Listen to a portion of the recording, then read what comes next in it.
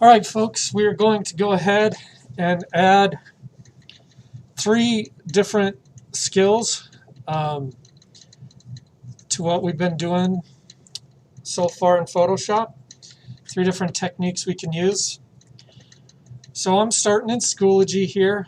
I've already opened up Photoshop just so it runs a little quicker. A reminder, I'm running CS6 right now for this particular lesson. So over here, and I'm going to open up Digital Graphic Design and jump over to Photoshop, our Photoshop folder, and scroll down here, and let me publish that. We're going to start with creating shadows. So I'm going to select creating shadows. Work with your instructor to create shadow from Layerstyles. And again, I'm updating this as we go, so a little more information to come. But for right now, we'll just do it together as I create the video. So I'm going to Photoshop, and then I'm going to go ahead and just do File New and have a blank document.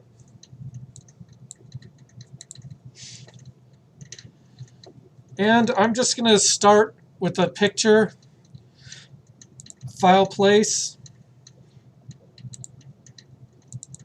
and I just got a picture of Von Miller real quick.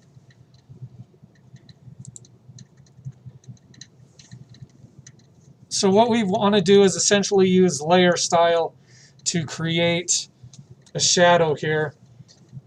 As always, I'm going to have to come over here to the right and select rasterize. So I'm going to duplicate. Excuse me, I'm thinking ahead to other things I want to try. I'm going to rasterize layer so I can modify this. And then I'm going to go ahead and crop him out. So I'm going to try the magic wand tool and see how it does. And it's grabbing quite a bit of that grass. So that's magic wand. I'm using that. And then I'm just going to clean up the rest with the eraser. And my eraser tool is pretty small, so I'm going to come back here and get a bigger brush going. And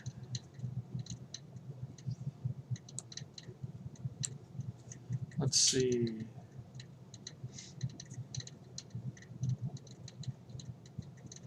I have to make sure I don't have a selection. Anytime the eraser doesn't work, always check what you have selected. I almost stumped myself there. So I'm just getting rid of this extra debris, if you will. Now, how you can use this on your project, I'll show you that in a minute as far as your Frankenstein, because your Frankenstein project's going to need a shadow. So I have my Von Miller, and I'm just going to come up here, make sure I'm on that layer, and I'm going to come up to Layer Style and come down to Drop Shadow and give that window a minute to load. And again, you can drag this window to the side so you see it in real time. And actually, I'm going to switch. This angle is what color the light's coming from. So it won't be as effective here because I'm just showing you real quick without a background. But essentially, you can modify this as needed. So distance, I can turn it away. And you can move that shadow however you want. All kinds of options here in the shadow. Make it so it just depends on your lighting of your object. If it's darker, brighter sun. And again, this is what direction the sun is shining on you from for you to move this shadow. So lots of different options, and that's just adding a shadow to your project. And again, that was layer style.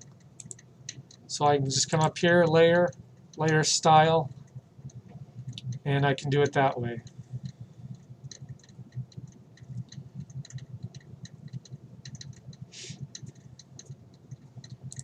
So definitely a cool, effective tool to use. I'm going to do another. I'm going to do File New. And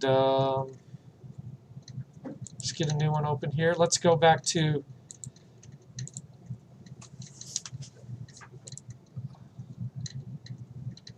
Schoology here in Photoshop and take a look at our next one, Puppet Warp. So on this one, you can take a second, select the Puppet Warp. And I also wanted to practice here because in Puppet Warp, you're getting a Photoshop file. So I can click it here. It should download it, those of you working on a PC. So mine downloaded right here in the bottom of my web browser. And I can just launch it from there. If you need to, it'll be in your downloads folder. So I'm just going to click that. And it loaded it fairly quickly into Photoshop. Again, it moved quickly. I already had Photoshop open and just launched it right from the downloads toolbar there. And the nice thing about this file, it's already rasterized with the background in so we can see what kind of effect we have. And again, I'm going to be working Puppet Warp here. So I'm going to make sure I'm on layer 1. This is pretty simple really. Again, it's going to apply to whatever layer you have selected, and I'm going to go to Edit and go down to Puppet Warp. And you see it applies this mesh. So essentially you can see let me zoom in a little bit. Let me redo that. It's zooming in kind of goofed up my warp. Puppet Warp. You can see my mouse looks like a thumbtack, and essentially what warp means is we can bend this anywhere on the mesh. Think of any mesh part of this as a hinge. So I can select anywhere here to create a hinge to bend my object. So I lock the hinge in by putting in these thumbtacks. So if I wanted to go here, so I'm going to bend the neck of the giraffe. So it's locked in, and then I can click and hold my mouse and bend it, and it locks in that spot. So either way it bends is locked in. So a lot of options here. In the past, I've had lots of people customize. They get something with wings, but they want the wings, like you found a cool picture, but the wings aren't in the position you want.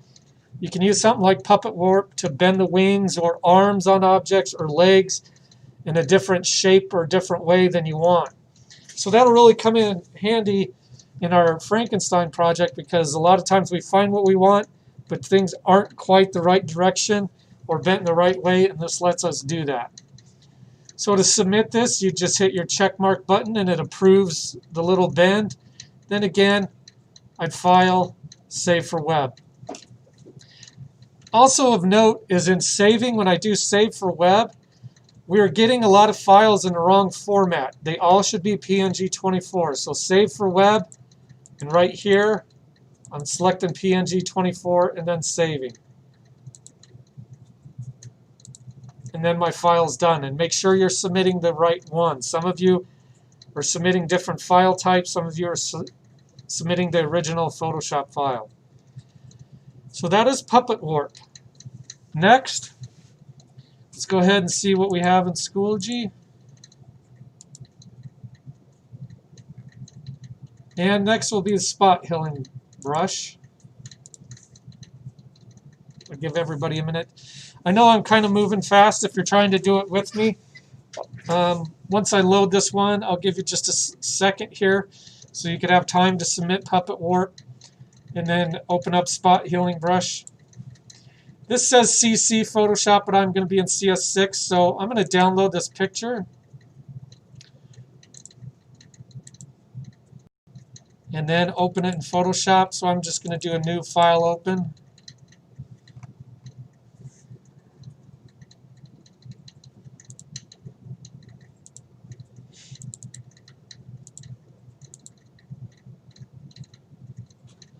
And I'll pause for just a second while everybody gets to the same spot as me. And again, this is the third one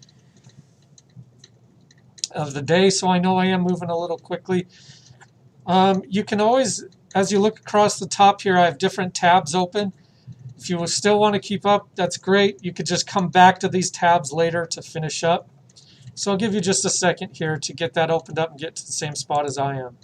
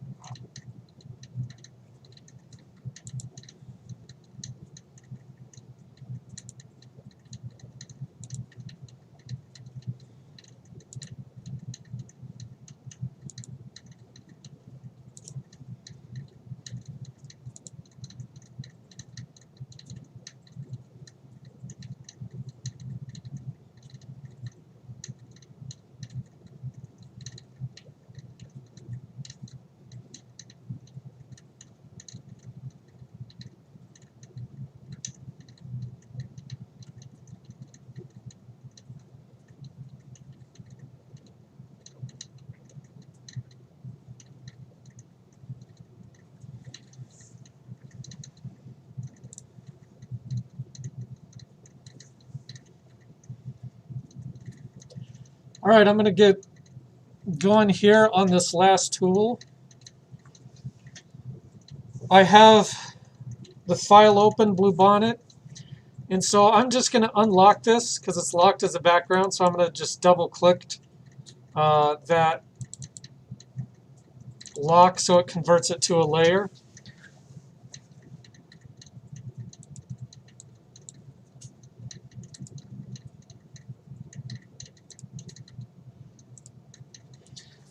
And we're going to be using the spot healing brush, or spot healing brush tool. So it's 1, 2, 3, looks like the 7th one down. So essentially what we're doing with this one is, in this picture, if you look at the very top, there's a power line that's faintly in the picture, and we want to remove it. So you could obviously clone it, but we want to try the spot healing brush to give it a little more natural look, because the idea is it's going to recognize it and remove it to match the rest of the sky and maintain the same color of the sky and natural blend of the sky. So essentially we're going to start and end with the spot healing brush. So I'm going to select it, and if you look carefully on my screen, I know it's hard to do, but my mouse is smaller than this line, so you don't want it too much. You don't want it huge, and you don't want it too small. We want it just to be about the width of that line.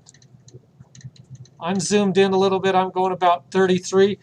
And again, we can always undo.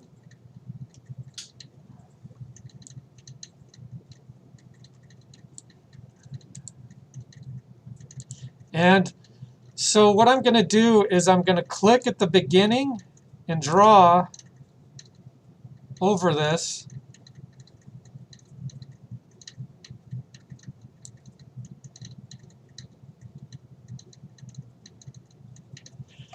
And you can see that my line was removed.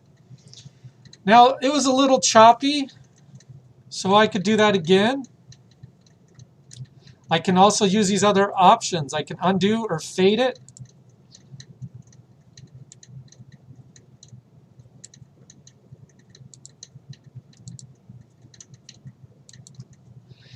This is another technique. I held Shift this time. The power line is pretty much a straight line. So I clicked the beginning of the line, held down Shift, and clicked the end of the line, and you saw that it gave me a pretty straight line. So the irony is almost my hand-drawn ones seem to do a better job, as we can still see some remnants of that line. So this does take a little bit to improve and get better at, but it's an excellent tool. And also you can tinker with the width of your healing brush. So sometimes it may take you a couple turns. So I tried again using the shift key to get a straight line, and still it gave me a little bit at the top. So if I'm going to use the shift line, I'm probably going to switch to a wider brush. So essentially same thing here. Once you have that in a nice spot, that line is totally gone. The picture looks natural with no power line. Again, you're going to File, Save for Web, make sure it's PNG 24 to submit. So I'll give everybody just a second there to do that. And then there's one more thing I want to bring up about the Frankenstein project. So I'll give you a minute if you need it.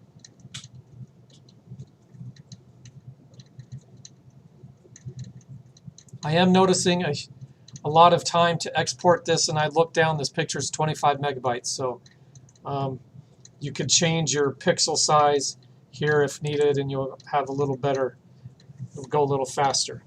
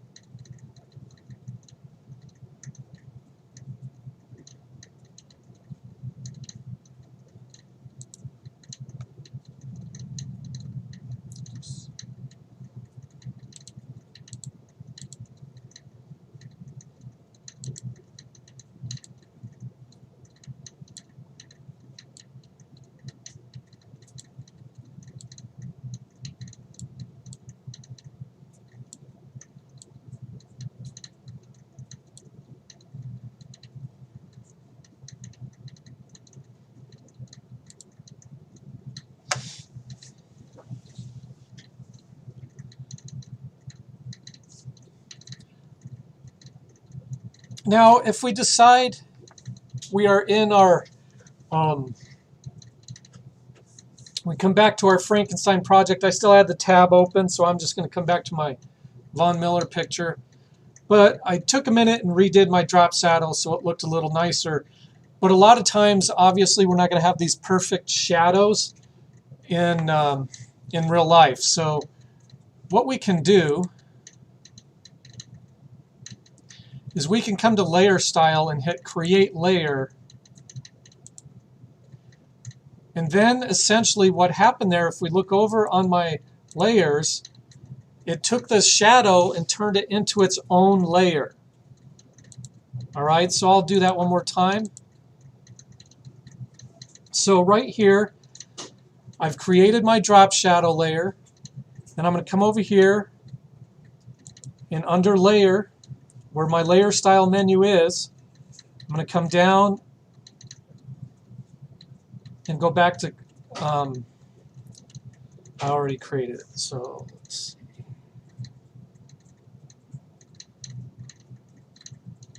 Create Layer,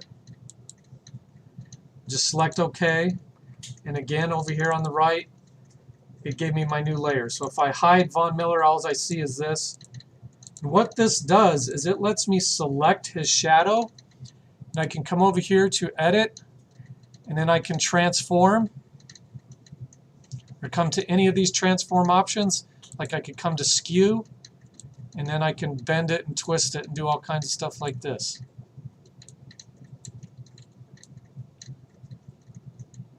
So you really can modify maybe what direction the sun is coming from. You could even use the puppet warp on this. I don't know how well the mesh would grab it, but you could try it out. And of course, if it goofs it up, you can just undo.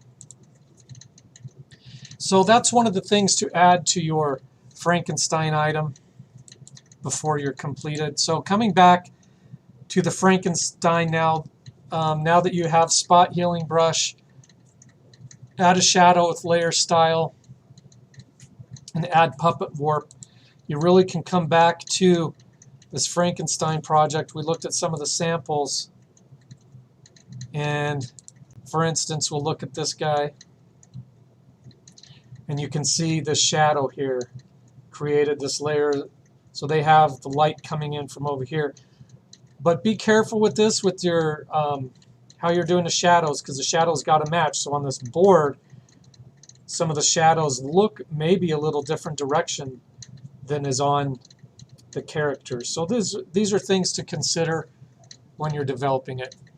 So I'll post this. Thanks for tuning in. Review it as much as needed to come back and submit those 3 short assignments just for the skills, so you get those points, and then go ahead and work and continue developing the Frankenstein.